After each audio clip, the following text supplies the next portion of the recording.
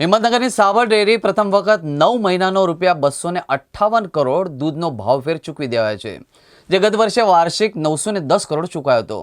ચાલુ વર્ષે 9 મહિનાનો આયામન ₹258 કરોડ ભાવફેર ચૂકવવા મામલે વિરોધ શરૂ થયો, જેના પગલે બાયડના ધારાસભ્ય ધવલસિંહ ઝાલા સહિત પશુપાલકોએ સાબર ડેરી ખાતે પૂર્વ ચેરમેન સહિત ડિરેક્ટરો સાથે બેઠક કરી, જેમાં આગામી ટૂંક સમયમાં બાકીના દૂધના વધારાનું રકમ પશુપાલકોને અપાશે તેમ નક્કી કરાયું છે.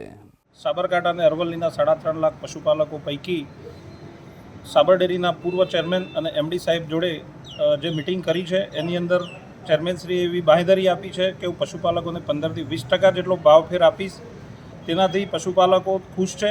પણ મીડિયા દ્વારા અમે સરકારશ્રીને એટલો મેસેજ આપવા માગીએ છીએ કે સાહેબશ્રી, જે બીજો ઇન્સ્ટોલમેન્ટ બાકી છે તે આપ ચેરમેનની ચૂંટણી જલ્દીથી પૂરી કરો અને પશુપાલકોની ખેતીની સિઝન છે, પૈસાની ખૂબ જરૂર છે, તો આપ ટૂંક સમયની અંદર ચેરમેનની નિમણૂક કરો અને પશુપાલકોના પૈસા હકના છે તે જલ્દીથી મળે એવી અપેક્ષા રાખીએ છીએ.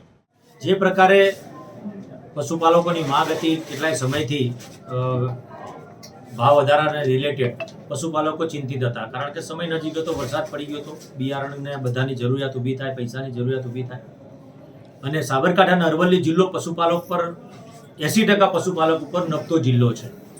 એવા સંજોગોની અંદર જે ભાવ વધારો સરકારશ્રી તરફથી ભલામણ કર્યા બાદ જે ચૂકવવામાં આવ્યો હતો, એમાં સરકારશ્રીનો પણ હું આભાર માનું છું, માન્ય સીએમ સાહેબ ભૂપેન્દ્રભાઈ પટેલ અને ફરીથી માન્ય મંત્રી શ્રી જગદીશભાઈ વિશ્વકર્મા સાહેબનો પણ હું આભાર માનું છું.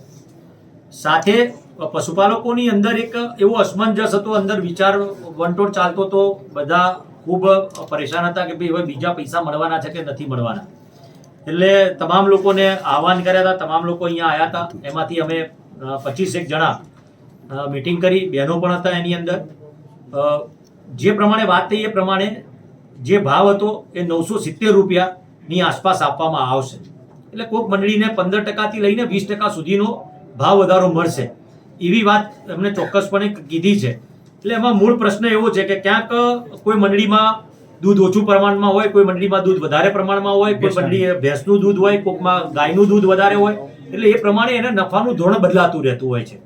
એટલે એ પ્રમાણે એમણે વાત કરી અને એવી પ્રોમિસ આપી છે કે આ જે ભાવ વધારો 15 થી 20% જે ડિફરન્સ જે મળવાનો છે, એ ડિફરન્સ સામાન્ય સભા થાય એના જ્યારે પણ પગારનો હપ્તો પડે એની ભેગો હપ્તો એનો પણ પડી જશે અને એક સાથે એ ડિફરન્સ મળવાનો છે એવી રજૂઆતને અમે વાત કરી. એમાં ચેરમેન સાહેબ અને ડિરેક્ટરો ઘણા બધા ઉપસ્થિત હતા અને એમણે એવી બાંહેધરી આપી છે કે 15 થી 20% સુધીનો નફો આપીશું, 970નો ભાવ આપીશું અને આ હપ્તો જ્યારે ચેરમેનની નિયુક્તિ થાય એની સાધારણ સભા પછી તરત જ જેટલું બને એટલું વહેલું, એટલે કે પહેલો હપ્તો પડે કે એક દિવસમાં પડવાનો હોય કે બીજા દિવસે આપી દેવાની એમણે ક્લિયર કટ વાત કરી છે.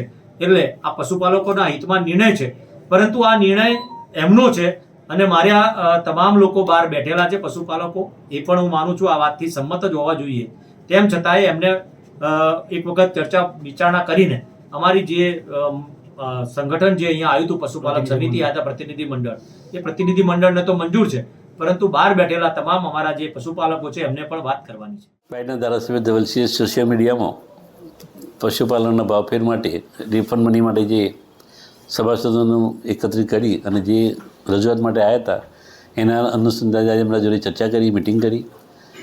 સાબર ડેરીની જે પરિસ્થિતિ એમની વાત કરી કે ભાઈ ચાલુ વર્ષે સાબર ડેરીના નિયામકોની ચૂંટણી બાદ ચેરમેન ચૂંટણી થઈ નથી, દેખાતી તેના વાર્ષિક હિસાબો મંજૂર કર્યા નહોતા, એટલે ભાવ જે રિફંડ મની હતી એ ફાઇનલ કરીને આપણે ચૂકવી શક્યા નથી 300.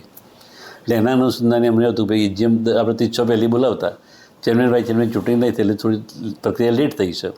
એટલે જ્યારે ચેરમેન ચૂંટણી બાદ એજીએમમાં હિસાબો મંજૂર કરી અને બાકી જે રકમ રહી છે એ આગ્રહ હતો કે ભાઈ કેટલા પૈસા ચૂકવશો. તો મેં કહ્યું ગયા વર્ષે ₹933 ફાઇનલ ભાવ આપ્યો હતો, આ સાલ 970 ઉપર આપણી રકમ જશે, આવી એમના જોડે ચર્ચા કરી. પશુપાલનમાં દુઈ ખાધી આ રકમ બધી આપી દે તો સારું, પણ જ્યાં સુધી હિસાબો મંજૂર ના થાય તો એક સાથે રકમ રિલે થાય તેમ નથી. એટલે અમે 2 હપ્તે પશુપાલકોના હિત માટે નિર્ણય કરી ₹258 કરોડ હાલ આજે એમના ખાતામાં રિલીઝ કર્યા છે અને બાકીના એજીએમ બસ અમે આપી દઈશું.